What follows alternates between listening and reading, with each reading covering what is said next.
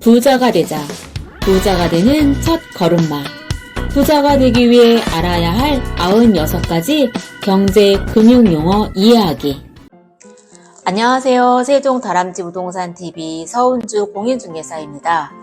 부자가 되기 위해 알아야 할 96가지 경제 금융 용어 이해하기 19탄 낙수효과입니다. 낙수효과란 고소득층의 소득 증대가 소비 및 투자 확대로 이어져 궁극적으로 저소득층의 소비도 증가하게 되는 효과를 말합니다.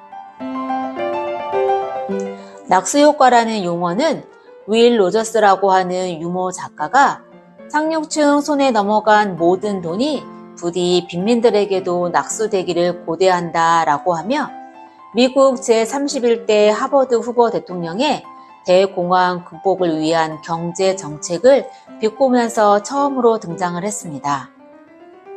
그 후 40대 대통령 로널드 레이건 때 낙수 효과를 미국 경제 정책의 신조로 자리매김했습니다.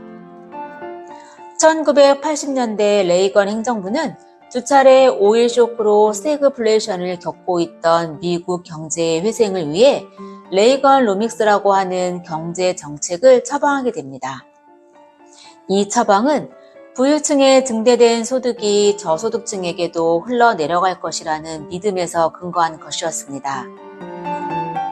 그 믿음은 부유층에 대한 세금을 내리자는 논리로 이어졌습니다. 그 이론적 근거가 레퍼 곡선입니다. 세율이 오르면 일반적으로 세수도 늘어나지만 적정 세율을 넘어서면 오히려 세수가 적어진다는 것이 그 요지입니다.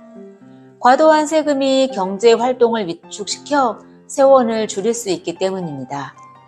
결국 레이건 행정부는 경제 활성화를 위해 부유층 및 기업에 대한 소득세와 법인세를 대폭 인하하게 되었습니다.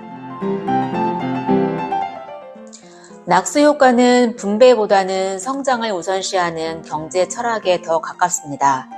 다시 말해서 성장을 통해 부의 절대적인 크기를 늘리면 자연스럽게 누구나 더 풍요로워질 수 있다고 기대하게 됩니다.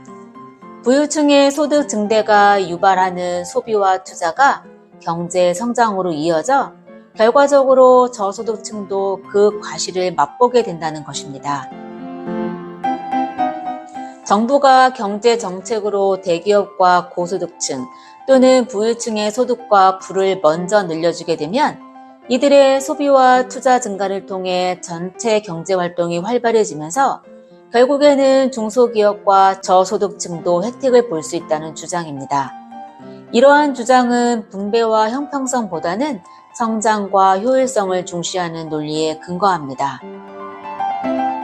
미국 41대 대통령 부시는 1989년부터 1992년까지 낙수 효과에 기반을 둔 경제 정책을 채택하기로 하였으나 1993년 1월 빌 클린턴 행정부는 이 이론을 뒷받침하는 근거가 없다는 이유를 들어 허구라고 결론을 내리고 폐지했습니다.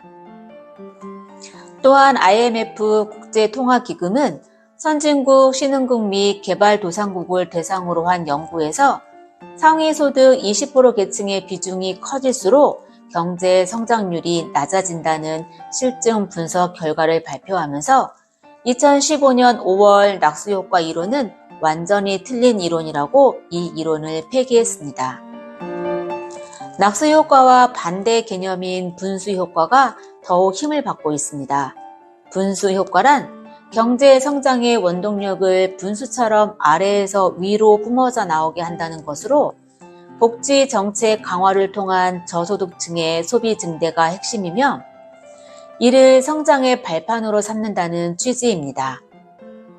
복지 재원을 부유층에 대한 세금으로 확보한다는 점에서 성장보다는 분배를 우선시하는 경제 철학에 뿌리를 두고 있습니다.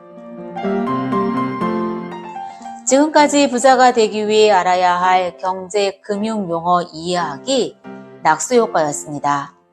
감사합니다.